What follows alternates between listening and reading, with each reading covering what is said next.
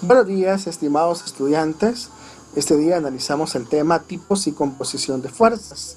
Este se subdivide en fuerza de fricción o rozamiento y en la resultante de varias fuerzas aplicadas a un cuerpo. En la primera parte vamos a analizar un indicador teórico que nos dice de la siguiente manera: experimenta, representa y explica con originalidad y objetividad la forma de cómo se genera la fuerza de fricción entre superficies en contacto. El siguiente indicador nos dice: experimenta, representa, analiza y calcula correctamente el valor de la fuerza resultante de un sistema de fuerzas que actúan simultáneamente sobre un mismo cuerpo. En este indicador vamos a realizar los problemas de cálculo correspondientes a este tema. Bien, vamos entonces a iniciar.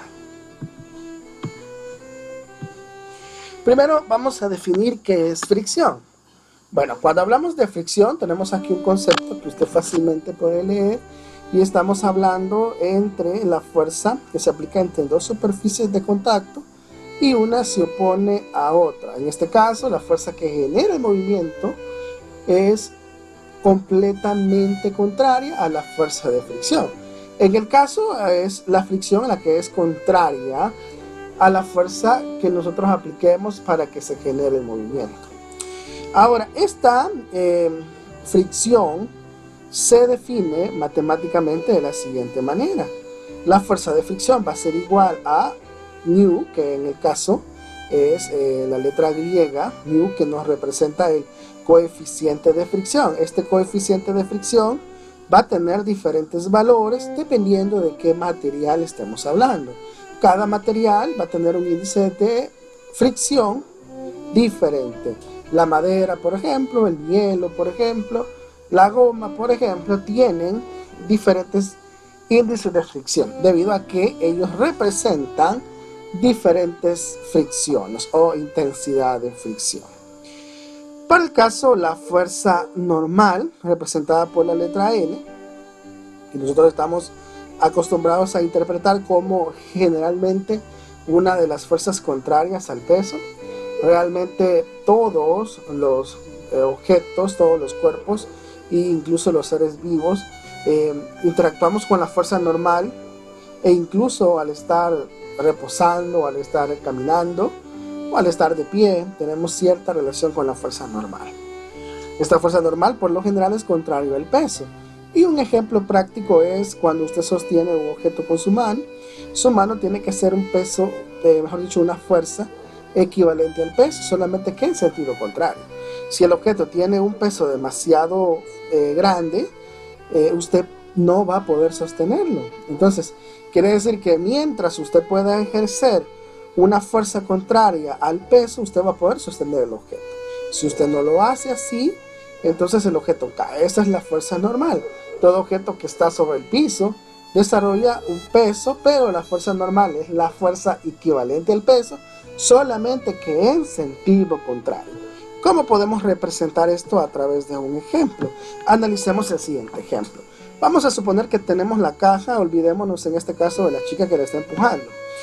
La caja tiene un peso, supongamos que esta caja tiene un peso de 50 newtons. Entonces el piso, para poder sostener la caja, tiene que hacer un valor de fuerza equivalente. En este caso el peso es una cantidad vectorial, entonces por lo general la representamos en newton. Quiere decir que el peso es una fuerza, ¿verdad? Ahora, el piso en el caso va a tener que hacer una fuerza equivalente, pero de forma contraria para sostener la caja. Quiere decir que si el objeto pesa 50 newton, entonces el piso tiene que ejercer 50 newtons, solo que en sentido contrario, ¿verdad? Entonces ahí vemos nosotros cómo las fuerzas están en equilibrio. Las fuerzas en el eje Y, en este caso. ¿Por qué razón? Porque si el peso es equivalente a 50 newtons y la fuerza normal para el caso es equivalente a 50 newtons, si usted resta 50 de 50, entonces el resultado es 0. Ahora, si usted se fija, supongamos que la chica empuja la caja, pero no es suficiente para moverla. En este caso, nosotros ¿qué podemos decir? Que hay un equilibrio. ¿Cuándo va a haber un equilibrio? Cuando la fuerza de empuje es equivalente a la fuerza de fricción. Si usted analiza, la fuerza que la chica aplique sobre la caja va a ser equivalente a la cantidad de desplazamiento que se genere. Un ejemplo, supongamos que la chica le genera una fuerza de 20 newton, entonces la fricción va a comenzar a accionar hasta llegar al mismo valor de 50 newton. En ese momento la fricción va a ser equivalente a la fuerza que aplicó la chica y el objeto se va a detener, la caja se va a detener. En ese instante, supongamos que como la fuerza que aplicó la chica era de 20 newton, entonces la fuerza de fricción es 20, 20 menos 20 es 0. Quiere decir entonces que la sumatoria en el caso de las fuerzas en X, en el eje X, es igual a 0. O sea que ese famoso meme que vemos por ahí, que dice que te quiero con todas mis fuerzas, realmente es cierto, ¿verdad? Toda la sumatoria de las fuerzas es igual a 0. La sumatoria de todas las fuerzas es igual a 0. Así que ese te quiero con todas mis fuerzas es igual a 0, ¿verdad? No siempre lo crea. Ok, ahora fíjese bien. Vamos a suponer que tenemos las fuerzas en equilibrio. Si yo hago un diagrama de cuerpo libre, entonces yo voy a establecer las fuerzas en equilibrio, ¿de acuerdo? En su punto de partida, es decir, a partir del punto de origen, el plano, que en este caso sería 0. Ahora, la cantidad de fuerza me va a decir a mí qué tanto se desplaza la caja. Ahora, si la fuerza es grande, vamos a tener un desplazamiento grande, digamos de metros, pero si la fuerza que aplica la chica es muy poca, entonces vamos a tener un desplazamiento de la caja de centímetros. Pero si la fuerza que aplica la chica no es suficiente, entonces no vamos a tener ningún desplazamiento, debido a que la fuerza es muy pequeña para poder entrar al sistema. Perfecto, entonces quiere decir de que tenemos que recordar la primera ley de Newton. La primera ley de Newton nos decía, algo que usted vio en octavo grado, yo se lo recordaba hace unos meses, que todo cuerpo se resiste a cambiar su estado, ya sea su estado de movimiento o ya sea su estado de reposo. ¿Cómo podemos comprender eso de mejor manera? La caja está en reposo, están las fuerzas en Y y las fuerzas en X equilibradas. Sus sumatorias son equivalentes a 0. Perfecto. Entonces el objeto está en reposo y el objeto se rehúsa a cambiar su estado. ¿Cuál es la única forma en que el objeto va a cambiar su estado? Bueno, aplicando una fuerza. Pero en este caso la fuerza tiene que ser superior al sistema para que el sistema se vea afectado, desequilibrado. De lo contrario, no vamos a poder mover la caja. Eso es lo que sucede cuando usted intenta empujar un autobús usted solo, ¿verdad? Usted puede desarrollar toda la fuerza que usted quiera y el autobús puede estar en neutro, ¿verdad? No necesariamente en velocidad. Usted puede estar en neutro y no importa, usted le va a aplicar toda su fuerza, pero no lo va a mover. ¿Por qué? Porque la fuerza que usted está aplicando, aunque sea toda la que usted tiene, no ingresa al sistema de fuerzas debido a que es muy pequeña. Entonces, esos son los tres panoramas que podemos observar cuando hablemos del equilibrio de fuerzas. Ok, entonces, ¿qué es el coeficiente de fricción? Bueno, el coeficiente de fricción se establece cuando dos superficies entran en contacto. Ahora, ¿de qué va a depender esto? Bueno, en gran manera va a depender de las diferentes condiciones de fricción de los materiales. Para el caso, mencionábamos en un principio que no todos los materiales tienen la misma fricción o el mismo coeficiente de fricción. Y si no, imaginemos en el caso del hielo, veamos la siguiente tabla. Si usted nota, el hielo tiene un índice de roce o de fricción de 0.1. Quiere decir que la fricción que puede generar el hielo es risible. Y si no, vea por qué es que las pistas de hielo nos sirven para deslizarnos patinando, porque su índice de fricción es muy pequeño. Y note que en este caso estamos hablando de roce estático, quiere decir en estado de reposo, sin aplicar una fuerza. Quiere decir que a usted le va a ser difícil incluso solamente pararse en una pista de hielo. pararse en una pista de hielo, estar completamente inmóvil, eso le va a ser muy difícil. Estar estático sin aplicar fuerza le va a ser muy difícil debido al índice de fricción del hielo, que es muy pequeño. Quiere decir que la fricción que usted puede generar en el hielo es muy débil. Ahora imagínese si usted se impulsa con fuerza, aplica fuerza a su cuerpo, el índice desciende a 0.03. El índice de fricción del hielo, cuando usted ha aplicado una fuerza, como lo hacen los patinadores, aplican una fuerza para moverse, entonces el índice de fricción del hielo es demasiado pequeño, pero existe, ¿verdad? Quiere decir que el patinador, si está en una pista de hielo lo suficientemente grande, o si la fuerza que aplica el patinador es muy pequeña, pues aunque esté en el hielo, este se va a detener, ¿verdad? Nota eso es como cuando usted va tranquilamente por la calle y de repente pues se desliza. Lamentablemente a todos nos ha pasado eso en algún momento, y usted ve que avanza, ¿verdad? Por lo menos unos cuantos centímetros, por lo menos lo suficiente para que alguien se dé cuenta que usted está en el piso. Cosas que lamentablemente nos han sucedido a todos en nuestra vida. Entonces, para poder detenerse, su cuerpo fricciona con el pavimento. Prueba de eso son todas esas cicatrices que tenemos, ¿verdad? Y los recuerdos de aquellos lugares en los que nosotros medimos con nuestro cuerpo. Entonces, a ese índice de refracción, ¿cómo lo podemos interpretar? ¿Cuál es la prueba de que su cuerpo hizo fricción? Esos raspones, ¿verdad? En su cuerpo, en sus rodillas, en sus brazos.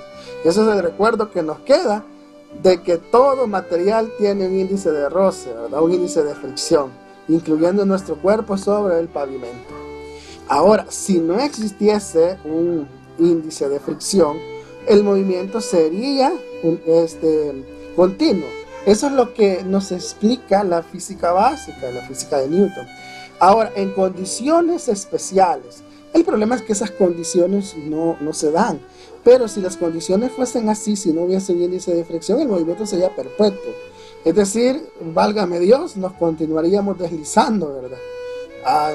Tendríamos que llegar a un lugar donde tuviésemos un tope para detenernos, cosa que no creo que nos convenga. Ahora, en el hielo sucede eso. Imagínense si eso sucede simplemente en el pavimento cuando este está húmedo, ya no digamos el hielo. Pero ¿qué nos parece si nos vamos a otro ejemplo? En el caso de la goma, ¿verdad? Es muy difícil deslizarse con la goma, y aún así su índice de fricción es de casi 1, ¿verdad? 0.9. Estos solamente son unos cuantos ejemplos. Ahora, ¿qué sucede cuando nosotros no tenemos el índice de fricción de un material en específico? Bueno, nos devolvemos a la fórmula que analizábamos anterior. Si usted se fija, si usted tiene la fuerza de fricción y tiene la fuerza normal, simplemente haríamos un pequeño despeje del índice de fricción, el coeficiente de fricción, que está establecida por la letra μ, la letra griega, y diríamos, bueno, si la normal está multiplicando con el coeficiente, ¿qué es lo contrario a multiplicar? Dividir. Entonces lo pasamos al otro lado del igual a dividir, ¿ok? Y nos quedaría entonces que el índice o el coeficiente de fricción sería igual a la fuerza de fricción dividida entre la fuerza normal. Así nos quedaría. Esto lo vamos a abordar más adelante. Bien. Ahora, veamos una pequeña aplicación. ¿Cuántos tipos de fricción vamos a analizar? Bueno, de hecho los acabo de mencionar. Hablamos del estático y hablamos del dinámico. Cuando hablamos de estático nos referimos a cuerpos en reposo. Y esto es lo que les mencionaba. Un cuerpo en reposo va a estar en un perfecto equilibrio. En el caso, el peso con la normal. En el caso, la fuerza con la fricción. De tal manera que el cuerpo no se mueve. Si nosotros lo analizamos desde el punto de vista matemático, vamos a decir, si la fuerza es igual a la fuerza de fricción, quiere decir que hay un equilibrio en este caso. Entonces quiere decir que tanto la fuerza como la fuerza de fricción va a ser igual al producto del índice de fricción multiplicado por la masa del objeto, el cuerpo, por la gravedad. Si nosotros tenemos esta igualdad se cumple, entonces podemos decir que el cuerpo se encuentra en total equilibrio. Lo podemos representar por un diagrama de cuerpo libre. Ya le vamos a explicar en qué consiste un diagrama de cuerpo libre. Ok, entonces vemos nosotros esa igualdad. Ahora, recordemos, la fricción estática es cuando los cuerpos están en reposo. Por favor, no lo olvide. Es necesario que usted ponga muchísima atención. Recuerde que usted está comprometido a que este periodo sus notas van a subir. Ahora hablemos de la fricción cinética. En este caso, cinética es porque hay movimiento. Para que haya movimiento, debemos de haber aplicado una fuerza. Si hemos aplicado una fuerza, entonces ya no estamos hablando de estática, sino de dinámica. Entonces, fricción cinética es equivalente a la fricción dinámica. Usted lo va a encontrar en algunos libros de física como fricción dinámica o como fricción cinética, y estamos hablando exactamente de lo mismo. En este caso, si usted se fija, la fuerza va a actuar sobre un cuerpo cuando se encuentra en movimiento y su valor es menor que la fuerza de rozamiento estático. ¿Qué es lo que quiere decir? Que para el caso nosotros vamos a establecer, bueno, el valor de la fricción estática es igual a el índice o el coeficiente multiplicado por la masa por la gravedad. ¿A esto qué le vamos a sumar? Le vamos a sumar el valor del producto de la masa por la gravedad. ¿Qué es lo que quiere decir? Que en este caso el objeto está en movimiento. Ahora, cuando se logre la igualdad y se cumple el principio acá, o el valor del coeficiente no sea suficiente, entonces el objeto va a caer nuevamente en un equilibrio.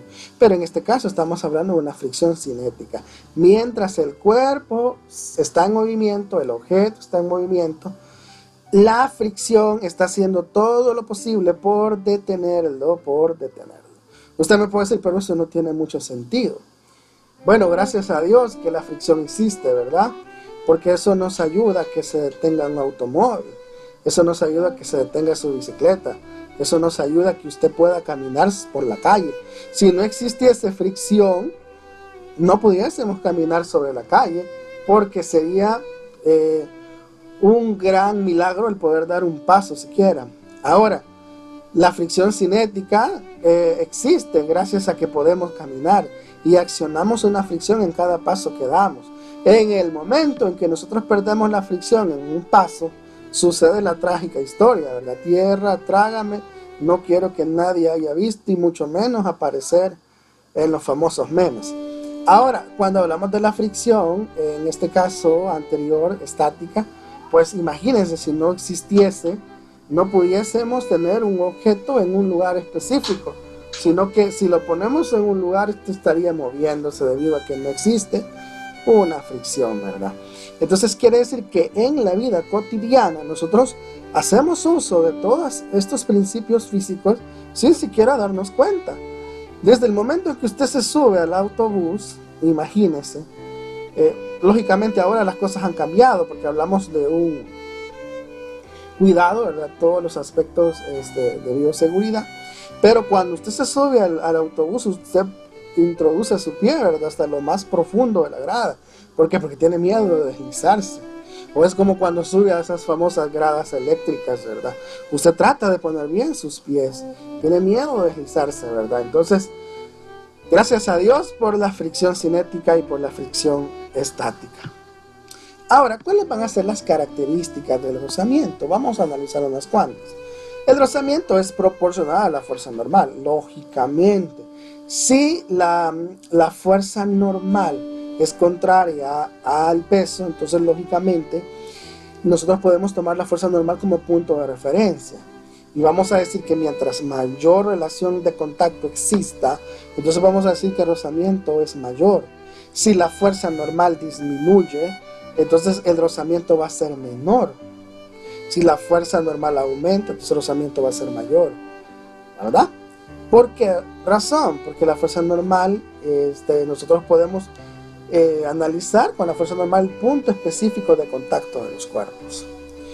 Ahora, cuando hablamos del coeficiente de rozamiento estático y cinético, vamos a decir que estos dos dependen de las superficies de contacto como también del lubricante empleado. Eso es bien interesante.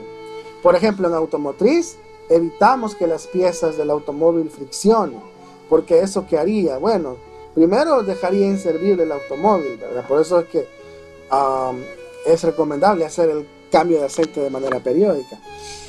Y segundo,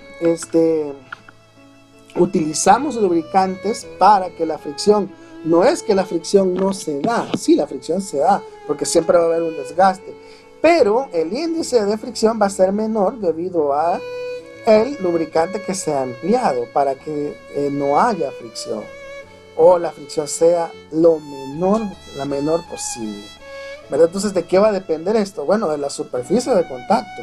¿Qué tanta superficie es la que está en contacto, verdad? O también el lubricante, ¿verdad? Esas dos cosas son las que vamos a tener muy en cuenta. Ahora, los coeficientes de fricción son independientes del área y de la forma de las superficies en contacto. ¿Qué nos quiere decir eso? El índice de fricción va a permanecer constante, independientemente de qué área esté en contacto, ¿verdad? O de la forma de esa superficie de contacto. Es decir, el índice de fricción de la madera, por ejemplo, no está en juego por qué tanta madera está en contacto. Eso no va a determinar el índice de fricción. Este ya está establecido. Entonces eso es lo que nosotros podemos establecer. Hay otras características del rozamiento, pero usted lo va a ver ya en su física 1. Bien, analicemos entonces el concepto de fuerza. Fuerza es una magnitud que puede cambiar el estado de movimiento del objeto. Eso ya lo habíamos analizado al inicio. Ahora, ¿es una magnitud vectorial la fuerza? Por supuesto que sí. Normalmente nosotros lo describimos en el sistema internacional como el Newton. La unidad de fuerza para nosotros es el Newton, si usted se fija. ¿Pero qué es un Newton? ¿Pero qué es entonces un Newton? Bueno, vamos a ir al concepto de Newton. Un Newton es la cantidad de fuerza que yo necesito para acelerar 1 kilogramo de masa 1 metro por segundo cuadrado. Ojo con este concepto. Un Newton es la cantidad de fuerza que yo necesito para mover un objeto de 1 kilogramo de masa, acelerarlo, moverlo, a 1 metro por segundo cuadrado. Esa va a ser su aceleración. Yo necesito 1 newton para mover un objeto de 1 kilogramo de masa a una aceleración de 1 metro por segundo cuadrado. Entonces ese es el valor que tomo yo como base para establecer lo que es un newton. Una forma de medir las fuerzas es con una balanza, con un resorte. Ojo con eso, porque cuando nosotros utilizamos una balanza, un dinamómetro en este caso, nosotros medimos la cantidad de fuerza debido al peso del objeto normalmente y lo relacionamos con